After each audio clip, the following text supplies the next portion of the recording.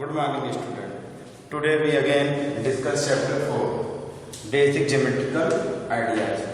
बेटा आज हम ज्योमेट्री के बारे में पहली बार पढ़ेंगे और आप पहले भी ज्योमेट्री थोड़ा सा पढ़े हुए हैं। तो सबसे पहले मतलब ज्योमेट्री का क्या मीनिंग है, what is the geometry. Geometry दो वर्ड से बना है। ज्योमेट्री क्या है, पहली वर्ड ग्रीक वर्ड है।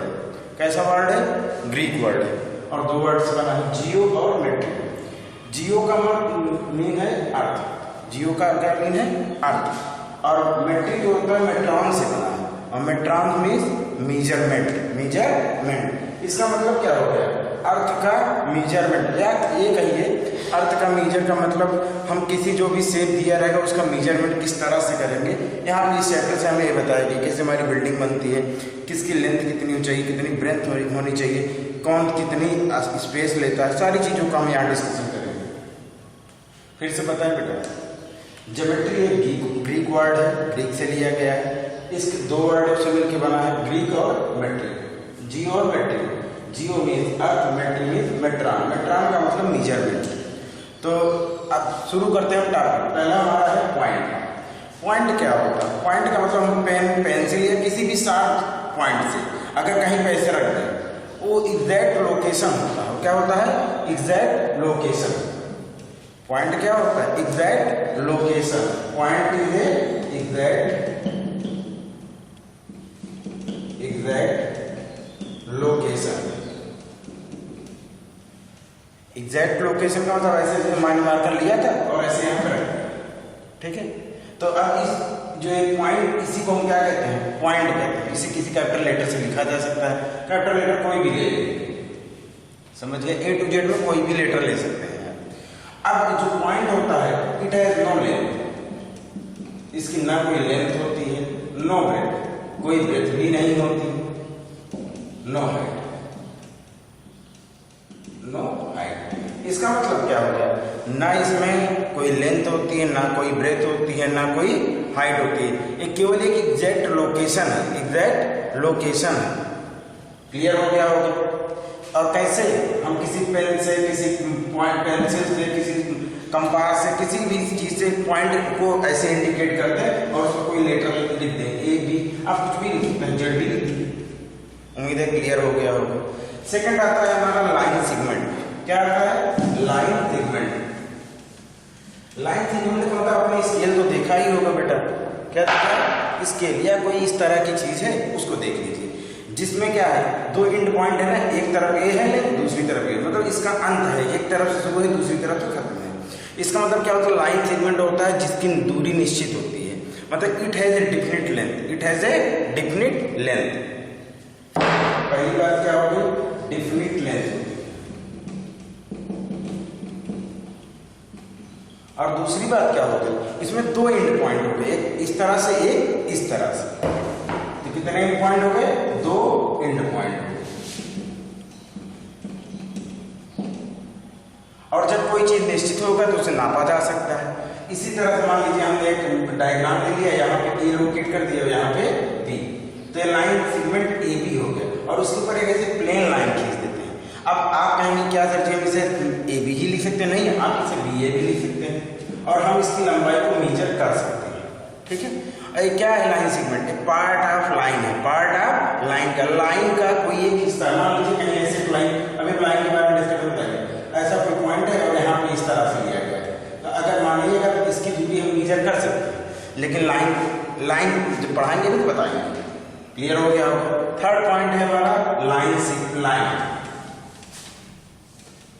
लाइन में बेटा हम क्या करते हैं कि जैसे हमारा कोई ऐसी चीज जो दोनों तरफ बढ़ाया जा सके, स्टैंड किया जा सके, जिससे हम मेजर ना कर पाए, मेजर ना कर जाए, मतलब दोनों तरफ बढ़ाया जा सकता है। It can be standard in both direction. इसका मतलब मान लीजिए कोई चीज है, इसको इधर भी बढ़ाया जा सके और इधर भी बढ़ाया जाए, ये हमारा लाइन है। तो हम बोर्ड पे इसको तो देखिएगा, इसको तो रिप्रेजेंट कर नहीं सकते, फिर भी हमने ऐसे ले लिया और दिखा दिया ये लाइन है।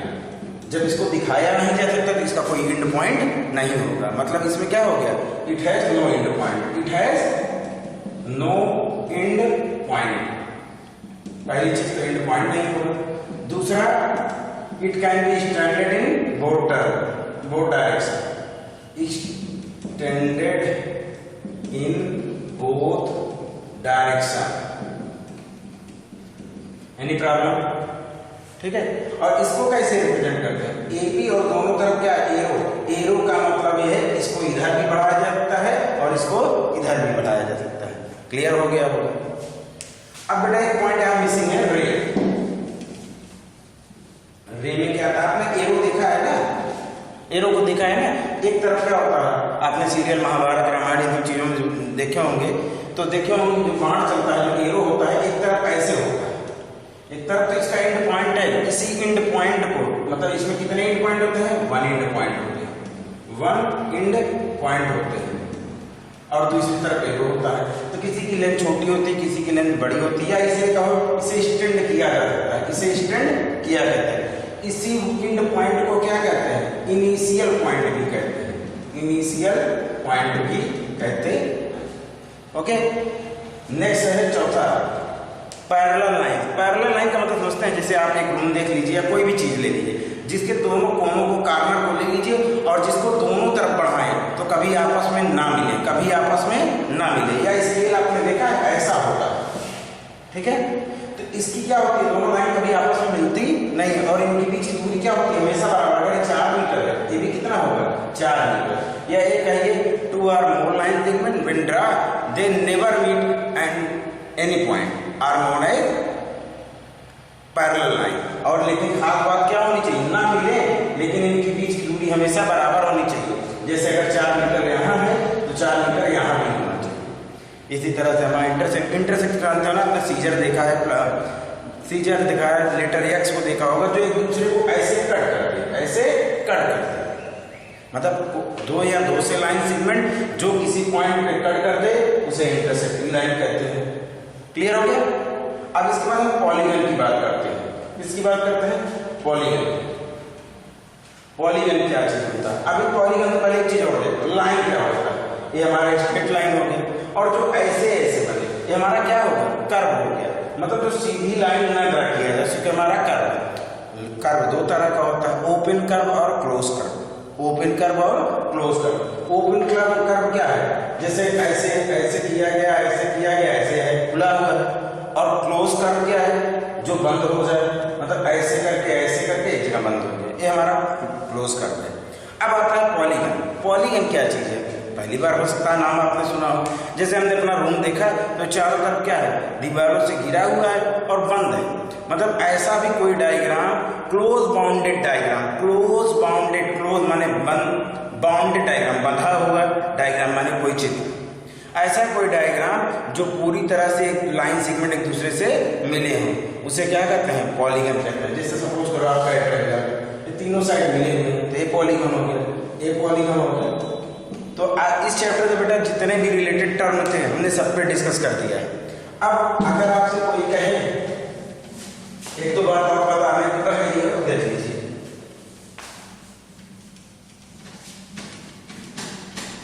कह दिया कि भैया 4 सेंटीमीटर स्केल में लाइन खींची, तो आपने स्केल लिया, यहाँ पे स्केल में आपने देखा होगा 0 है। क्या है? 0 है। और इसको क्या माना? 1 सेंटीमीटर है, 2 है, 3 है और 4 है। ऐसे स्केल में तो बहुत बड़ा। और इनके भी छोटी छोटी लाइन है, ये सेंटीमीटर है और ये क्या है? मिलीमीटर। और 1 सेंटीमीटर में क्या होता है? 10 मिलीमीटर होती है।